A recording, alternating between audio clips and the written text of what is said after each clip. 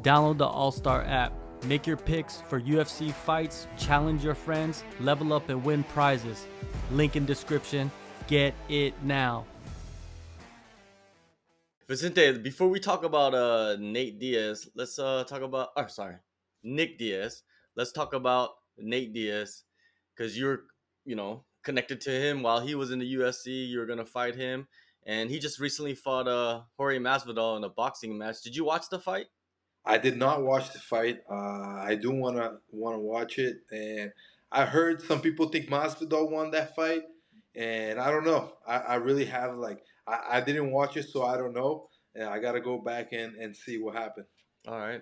Do you get like FOMO when you watch all these MMA fighters going over to boxing and fighting in these big pay-per-views? Because it seemed like that's become an option now. I mean, I think it's definitely I do enjoy it in the sense that they're fighting, they're making their money, and it's there. Some of them are interesting fights, and that's the biggest thing for me. I think it's got to be an interesting fight. It's got to be guys that make sense. It's got to make sense, and it's something I might do later on in my career. What I do know is I do want to kickbox. Whenever I stop fighting MMA, I do want to kickbox. That's always been a big thing. I wanted to originally I wanted to be a kickboxer when I started training Muay Thai at 15, and I wanted to fight Muay Thai and kickboxing, K1, all that. But it wasn't in Brazil. It was really hard. So MMA was the next step. That's when I really got into the UFC and everything. So yeah, I mean, I think that's what we do. And once we UFC is the highest level. It's really competitive.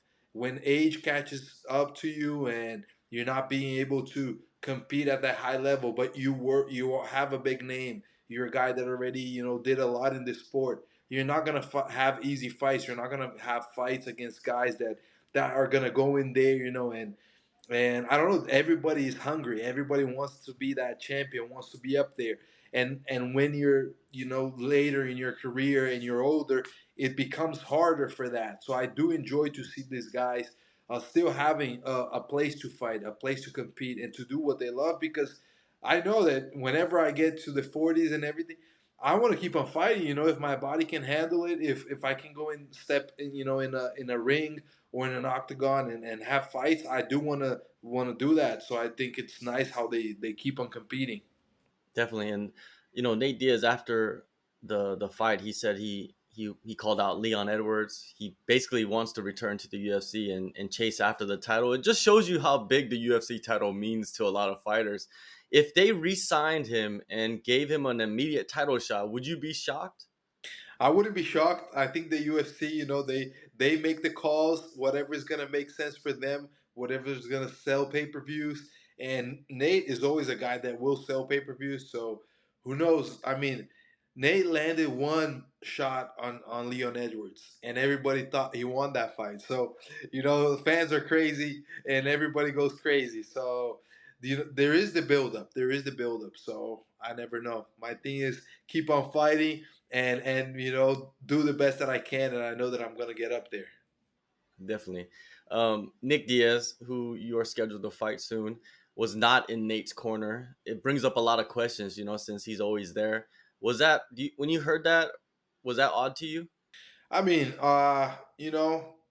there's a lot. I Since the fight got signed, I thought a lot was gonna be around this fight. Oh, is he gonna make weight or not? Is he gonna show up or not? And in my mind, like I'm gonna get ready.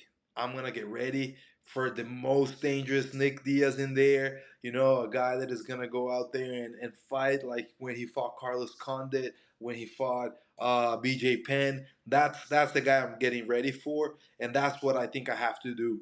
And if he does show up, it's gonna be amazing. I'm gonna fight a legend. And if he doesn't show up, I'll be ready. I'll be ready for whatever they can put in front of me. But right now, I do think he's gonna show up. I don't think he's the kind of guy that signs a fight and just decides not to show up. Maybe we're gonna fight in a different weight division or not. Maybe he is gonna make weight. I don't know, but I think he will show up to fight. Caesar Gracie, Nick Diaz's longtime coach. Now, I guess he's his former coach, but they speak every day. That's what he said in a recent interview, that he didn't agree with Nick Diaz coming back and fighting, especially in Abu Dhabi and especially against you. He thought it was the matchup didn't make sense. Do you gain confidence from that? That his own coach is saying this? I don't know. I don't know. I don't think my confidence is really, I don't know, linked to what other people think. I know that I can beat him. I know that I have the tools to beat him. I know that I'm training hard and I'm gonna be ready that night to beat him. And that's really where my confidence comes from. And if it's a good matchup or not, honestly, like nowadays when I look at the fights, I don't think any fight is a good matchup. If you look at it, there are always ways that you can lose. And if I look down at a fighter thinking that maybe, oh no, this fight is a good matchup for me, I might underestimate and get surprised. So for me, like, a fight is a fight, whoever it is. Even like nowadays, if they put me, I don't know, whatever, a guy that has never fought, I'm gonna go in there, take that seriously, and try to knock him out quickly so that I don't give him any chance. So that's exactly what I'm gonna look to do against Nick. I'm going there and going to dominate. You've fought big names in the past, but Nick Diaz, do you feel like there's a lot more surrounding this fight compared to like other fights in the past? Yeah, it's special for me. I think that just the style. It's a guy that I've always watched a lot of his fights before I was in the UFC. It's a guy that I dreamt of fighting. I thought I was not gonna fight him. At this point, I thought, okay, it's not gonna happen, and now it does actually. The opportunity comes and it is gonna happen. So for me, it's definitely a bucket list. I would say there are a lot of guys like GSP. I'm gonna fight a guy that fought GSP. That for me is amazing. Fought Anderson Silva. Fought BJ Penn. Fought these legends from the time I was a fan and I dreamt of being a fighter. So for me, it is really special. It is definitely a special name to face and to have under my belt.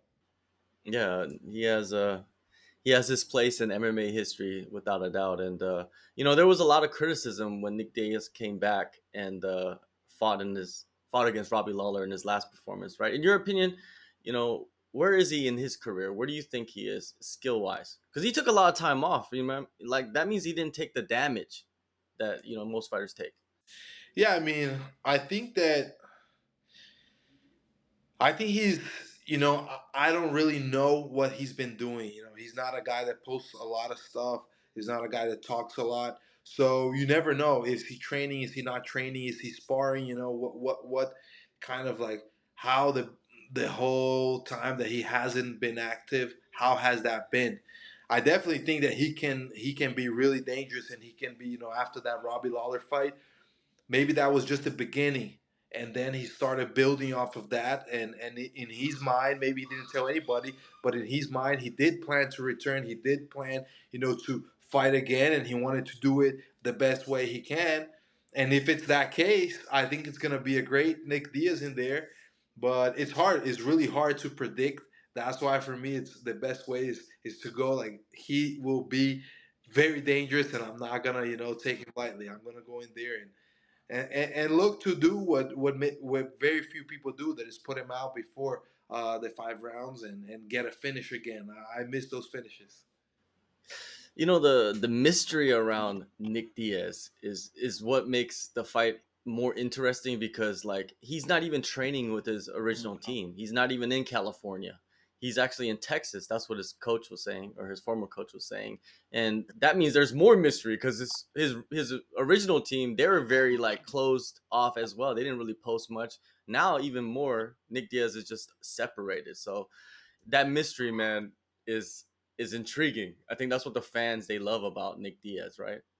I know. I mean, that's something I do appreciate as well. I think that they Nick has his way of being, like, he definitely, how could I say, like, there is all that animosity, and all that real, like, tension whenever he's gonna fight, on the press conference, on the face-offs, but it's never been about talking a lot and building up fights.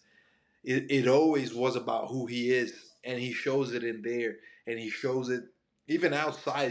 How he carries himself.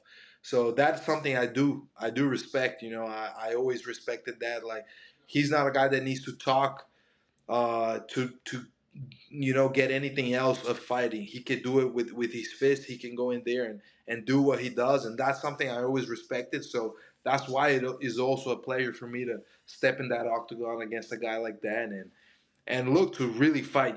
Really fight a war. The last time we saw you was at the end of March. How were you after the fight, health wise? Even mentally. I was great health wise and mentally. I think that it was like a really important fight in the sense that after my fight with Jeff Neal, a lot of things happened. I had to change a lot of things. And obviously, when you change a lot of things, you want to evolve, you want to get better. It's hard to change quickly. I think everything worked really well against RDA, and everything worked really bad against Buckley. And not taking nothing out of Buckley. Buckley went out there, did his job. A hungry guy, a guy fighting. A top 10 guy at the moment. I believe I was in the top 10, looking to get into the ranking at welterweight. He did what he had to do, and I just went in there and did not do what I have had to do, and made when I watched that fight again, I think I made certain poor decisions. Some of them were before during training camp, and they were my own decisions. Mostly the attitude of training, the kind of game planning behind that. And during the fight, I had opportunities when I watched that fight again. I could have been more aggressive in certain situations, and I wasn't, and I just made him, let him get comfortable and get in a good spot and put me in a spot where, I got TKO'd. That's not something, I expected at all. But again, it's something that shows me, hey, this is part of it, and I'm evolving and I got all these new tools, but I can't forget the tools that I had, and I left a lot of them behind. So now I gotta put all this together, and that's what I've been doing now, getting back to some old things that I used to do. My especially the versatility with aggression, the way that I can pull off submissions and maybe knockdowns and big shots out of nowhere. That's something that I used to train and flow in training, and it's something I had gotten out of, and now I'm getting back to. And I think all that is really really getting together, and I'm enjoying it. That's the biggest thing is I'm back, and that's for a while now already. I'm back to enjoying this whole process of it's not win or lose, it's getting better, and I know that when I am the best I can be, I'm ready to beat anybody. So yeah, I lost to Buckley. It showed me things for me to get better. And when I am the best that I can be, nobody can beat me. And this fight against Nick Diaz, it's a 5 rounder. Was that the UFC's decision to make it a 5 rounder, or did you offer it, or did Nick Diaz's side offer that? So I believe it was his decision. When the fight got offered, I took it. So Ali called me. He let me know the name. I said yes, let's do it. They were working on the fight. It took a couple of weeks, I believe, so for me to get the contract, the deal, and then I did get the deal. And when we got the deal, that's when we found out it was going to be a 5 rounds fight. So that's what the UFC wanted to make it. I'm not sure if Nick, had asked for that or not. But when I got that news, I was excited. I do like 5 rounds. I just feel like I don't know. I have longer time to feel the fight, to get into that rhythm, and I grow every round. I don't feel like I go down. I'm not a guy that that starts off at a super high pace and gets tired. Sometimes I will start a high pace, but I could keep the high pace and during the whole fight. So I do enjoy the 5 rounds. You've prepared for a few 5 rounders. Any tips or tricks or whatever you can give a young fighter right now that's watching this interview, how to prepare for 25 minutes? Man, I don't know. I think it's gonna depend a lot on the person's style. I think that a 25-minute fight, you gotta know how to pace yourself. You gotta know when to pull the trigger and when to maybe take it easy, take it smooth. Something that from my game that I always thought was really good uh, is I'm always trying to break down my opponent with kicks, kicks to the legs, kick to the arms. These kind of like over a 25-minute fight. That's gonna add up. That's definitely gonna be damage that is gonna be working during the fight. Sometimes in a 3 rounder, that doesn't even like the guy's only gonna feel it the next day. But during the fight, it's not gonna happen. Now, when you're in a 25 round, I can kick him and break him down little by little, and maybe in that last round, he cannot move as well, and that's when I'm gonna get a big knockout. So I think knowing how to pace yourself and know how to build every round, kind of like plan for like how are you gonna break that guy down through 5 rounds, so that you can maybe dominate him the 5 rounds or maybe finish him in the fifth or fourth. I see you built a nice little recovery center in your home. How beneficial has that been to have it so close to you? You could like recover and go to sleep if you really wanted to. That's what I did last night.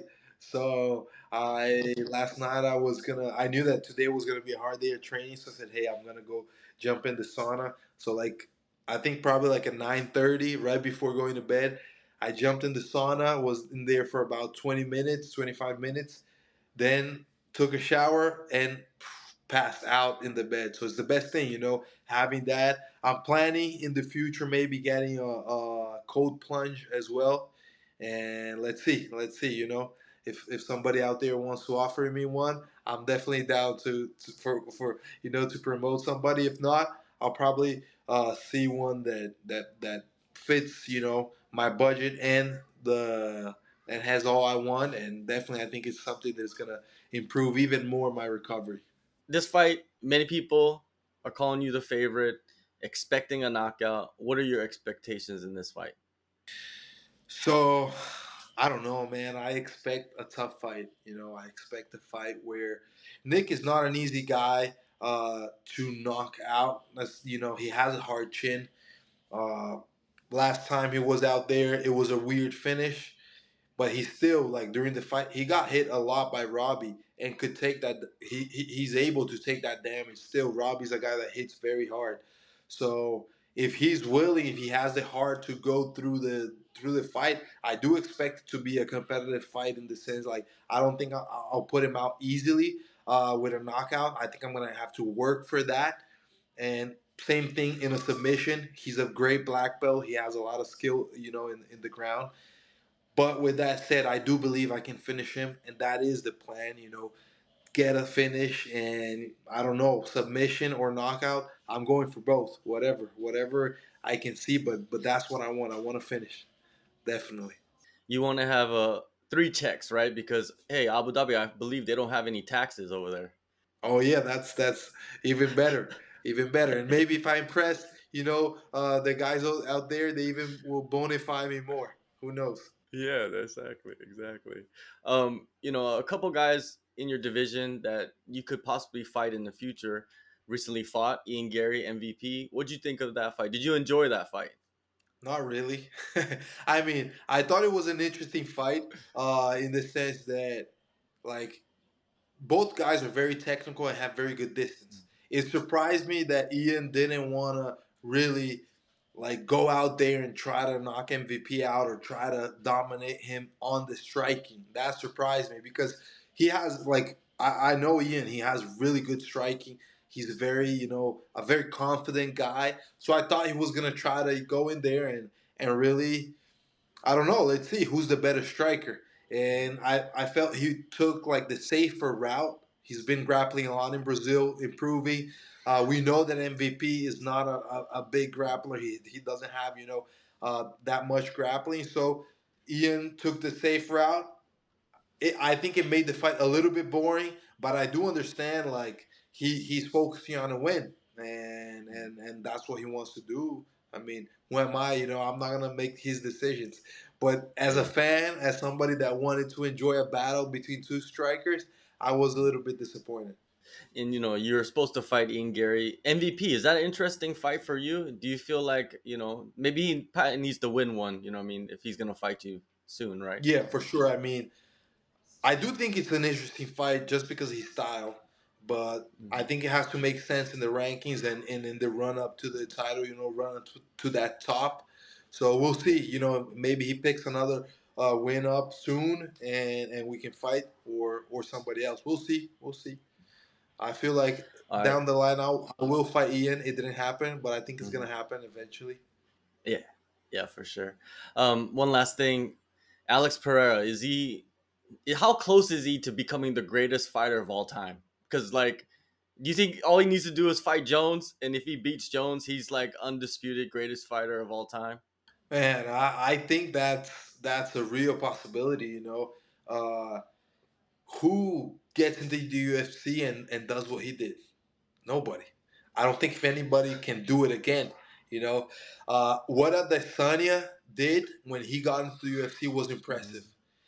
and he Yeah. just leveled it up. He brought it to a whole different level, knocking these guys out like only highlight reel knockouts and making it look easy, and it's not, and making it look easy. So for me, definitely like if he goes out there and beats Jon Jones and he's a three division champion, I mean, who can do that? Somebody has to do the same to even get close.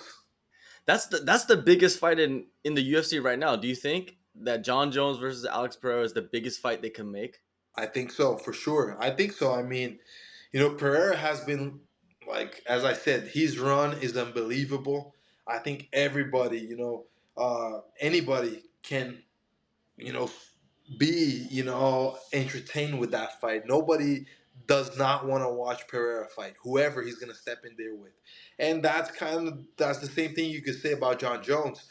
Jon Jones has, been taking the title away from him how many times, and he comes back and becomes a champion again. And everybody always wants to watch. So if you match these two guys up, I mean, I think everybody is gonna be, watching this fight. I think it makes a lot of sense. And what I think is the best thing about that fight is it's not hype, it's not trash talk. It's real Yeah, skill and yeah, two high level skilled, two of the best guys to ever do it, stepping in there and having that fight. It's like when people wanted GSP to fight Anderson Silva. It's that kind of fight. We get to see two of the best guys ever do it. So I think that's definitely something that it's got to be done. It's got to be done, and the yeah, UFC can do it. So it'd yeah. be fun. Yeah, man. Another fight that people are gonna be really tuned into seeing is your fight August 3rd, Abu Dhabi, Nick Diaz. Man, the fight, great opportunity. Vicente, thank you so much for the time and all the best in the fight coming up. Thank you, man. Thank you, all the fans that always support. And let's go. Let's go in there, do what we do, have fun more than anything, and fight a legend and get another finish. I miss those finishes, and that's what I'm going in there for. Let's go.